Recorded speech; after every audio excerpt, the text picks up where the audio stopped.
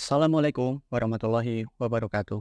Perkenalkan, nama saya Muhammad Zulhan Fadil dengan NIM 23051204084 dari kelas TI 2023C. Di sini saya akan mempresentasikan materi model infrastruktur jaringan. Sebelum mengenal lebih lanjut terkait infrastruktur jaringan, alangkah baiknya kita mengerti terlebih dahulu apa itu infrastruktur jaringan. Jadi, infrastruktur jaringan adalah kerangka kerja yang memungkinkan berbagai perangkat, sistem, dan teknologi untuk berkomunikasi dan bertukar data satu sama lain. Infrastruktur ini mencakup berbagai komponen seperti perangkat keras, misalnya router, switch, server, kabel, dan perangkat nirkabel, dan perangkat lunak seperti protokol jaringan dan sistem manajemen jaringan, serta layanan yang menghubungkan jaringan lokal LAN, jaringan area luas WAN, dan internet. Lalu tujuan dari infrastruktur jaringan sendiri adalah untuk menyediakan komunikasi yang efisien, aman, dan andal antara perangkat, serta mendukung pertukaran data yang cepat dalam suatu sistem atau organisasi. Setelah mengetahui pengertian dari infrastruktur jaringan, mari kita mengulik lebih lanjut terkait komponen utama yang terdapat dalam infrastruktur jaringan. Jadi dalam infrastruktur jaringan sendiri terdapat 3 komponen utama. Yang pertama yaitu perangkat keras atau hardware. Hardware sendiri adalah fondasi fisik dari infrastruktur jaringan. Berikut adalah beberapa contoh hardware penting dalam infrastruktur jaringan. Yang pertama ada router, yaitu berfungsi untuk mengarahkan data di antara jaringan yang berbeda dan memastikan bahwa data sampai ke tujuannya dengan jalur yang paling efisien. Lalu berikutnya ada switch. Switch bertugas menghubungkan perangkat di dalam jaringan lokal LAN dan memungkinkan komunikasi antar perangkat dengan cara mengirimkan data ke perangkat tujuan. Lalu ada firewall. Firewall berfungsi sebagai penjaga keamanan, memfilter lalu lintas data, dan mencegah akses yang ilegal atau tidak sah ke dalam jaringan. Lalu ada server.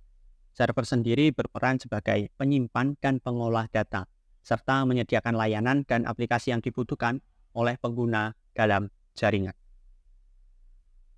Lalu komponen utama yang kedua yaitu perangkat lunak atau software. Perangkat lunak dalam infrastruktur jaringan mengelola komunikasi antara perangkat keras dan memastikan pengelolaan yang efisien. Yang pertama ada OS atau sistem operasi jaringan, yaitu mengendalikan fungsi dasar perangkat jaringan seperti router dan switch, serta menyediakan platform untuk aplikasi jaringan. Yang kedua ada aplikasi pengelola jaringan, alat-alat yang digunakan untuk memantau, menganalisis, dan mengelola lalu lintas jaringan. Contohnya termasuk alat monitoring, sistem deteksi ancaman, dan perangkat lunak pengelola bandwidth. Lalu komponen utama yang ketiga ada media komunikasi. Media komunikasi adalah saluran yang digunakan untuk mentransmisikan data di dalam jaringan. Media komunikasi dalam infrastruktur jaringan sendiri terbagi menjadi 2, yaitu menggunakan wired, kabel, dan tanpa kabel, nirkabel, atau wireless. Yang pertama ada kabel. Kabel merupakan media fisik untuk transmisi data. Contoh yang paling umum digunakan tentu saja ada FO atau fiber optic yang merupakan kabel dengan kecepatan sangat tinggi yang mengirimkan data menggunakan cahaya. Digunakan untuk transmisi jarak jauh dan sangat andal. Lalu ada twisted pair, UTP or STP, kabel yang lebih umum digunakan dalam LAN untuk menghubungkan perangkat seperti komputer dan switch. Lalu media yang kedua yaitu wireless, nirkabel, tanpa kabel. Media komunikasi nirkabel yang memungkinkan perangkat untuk berkomunikasi tanpa adanya kabel fisik. Beberapa contohnya, yang pertama tentu saja kita sering dengar yaitu Wi-Fi, merupakan teknologi nirkabel umum yang digunakan untuk menghubungkan perangkat ke jaringan. Lalu ada microwave atau gelombang mikro, digunakan untuk transmisi data jarak jauh secara nirkabel, terutama dalam komunikasi telekomunikasi dan jaringan perusahaan besar.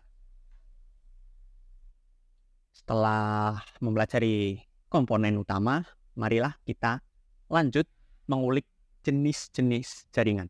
Jadi, jaringan komputer tentu saja dibedakan atas beberapa jenis. Di sini saya akan membahas jenis-jenis jaringan berdasarkan cakupan geografisnya. Jadi setiap jenis jaringan memiliki karakteristik yang sesuai dengan kebutuhan komunikasi dalam skala tertentu, baik untuk keperluan lokal maupun global.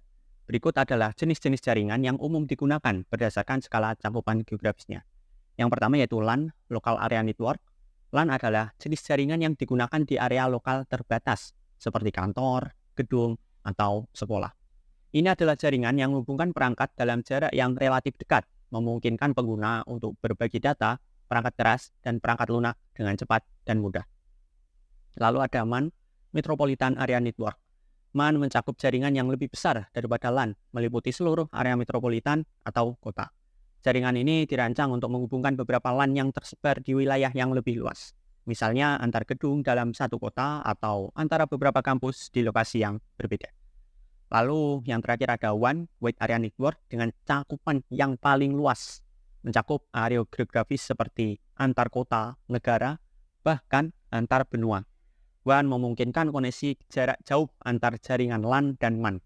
Memungkinkan komunikasi global melalui berbagai metode transmisi seperti serat optik, satelit, atau kabel bawah laut. Lalu ada protokol jaringan. Protokol berfungsi untuk memastikan bahwa perangkat yang terhubung dalam jaringan dapat berbicara dalam bahasa yang sama, terlepas dari perangkat keras atau sistem operasi yang digunakan.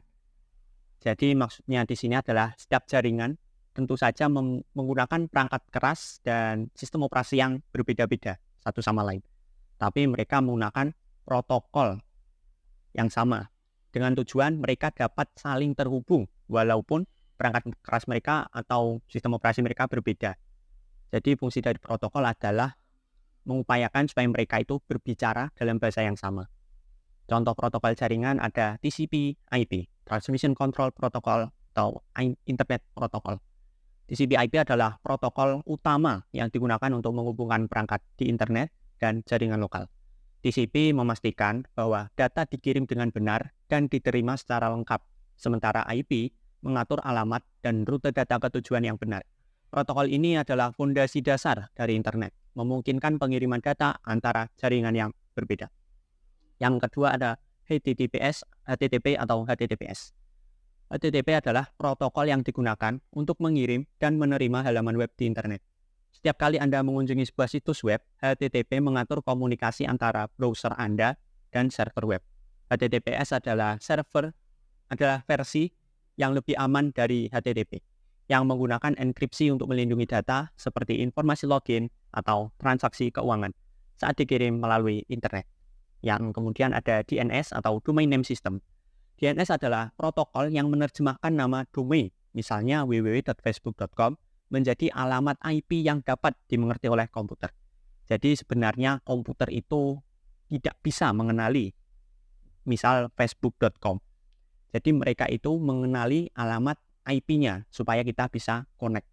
Tapi akan sangat rumit apabila kita harus menghafal alamat IP dari setiap situs yang ingin kita kunjungi. Disitulah DNS menjadi sangat membantu. Jadi DNS menerjemahkan IP tersebut ke www tadi. Apabila kita menginput www.facebook.com, DNS akan menerjemahkan menjadi alamat IP yang dapat dikunjungi oleh komputer kita. Lalu yang berikutnya ada keamanan jaringan. Keamanan jaringan menjadi salah satu aspek paling kritis dalam infrastruktur jaringan. Karena tidak hanya melindungi data sensitif dari akses yang ilegal, tetapi keamanan jaringan juga menjaga integritas, kerahasiaan, dan ketersediaan data di seluruh sistem. Komponen jaringan utama yang berkaitan dengan keamanan terdapat firewall. Firewall adalah sistem keamanan yang bertindak sebagai penghalang antara jaringan internal yang aman dan jaringan eksternal. Firewall mengontrol lalu lintas masuk dan keluar berdasarkan aturan keamanan yang telah ditetapkan, memblokir akses yang mencurigakan atau tidak sah, dan melindungi jaringan dari serangan. Yang berikutnya ada enkripsi. Enkripsi adalah proses pengkodean data sehingga hanya pihak yang memiliki kunci deskripsi yang dapat membacanya. Ini digunakan untuk melindungi data saat dikirim melalui jaringan, memastikan bahwa meskipun data dicegat atau dapat diakses ilegal oleh orang lain, isinya tetap tidak dapat dibaca karena sudah terenkripsi. Enkripsi sering digunakan dalam komunikasi email, transaksi online, dan transfer file yang sensitif. Yang kemudian ada VPN atau Virtual Private Network. VPN memungkinkan pengguna untuk membuat koneksi yang aman dan terenskripsi ke jaringan lain melalui internet. VPN digunakan untuk mengamankan komunikasi data, terutama saat penggunaan mengakses jaringan dari lokasi jarak jauh atau dari jaringan publik yang tidak aman, seperti Wi-Fi umum. Lalu yang berikutnya adalah teknologi dan tren terbaru terkait infrastruktur jaringan. Dalam perkembangan jaringan, teknologi baru terus muncul untuk meningkatkan efisiensi, fleksibilitas, dan kecepatan.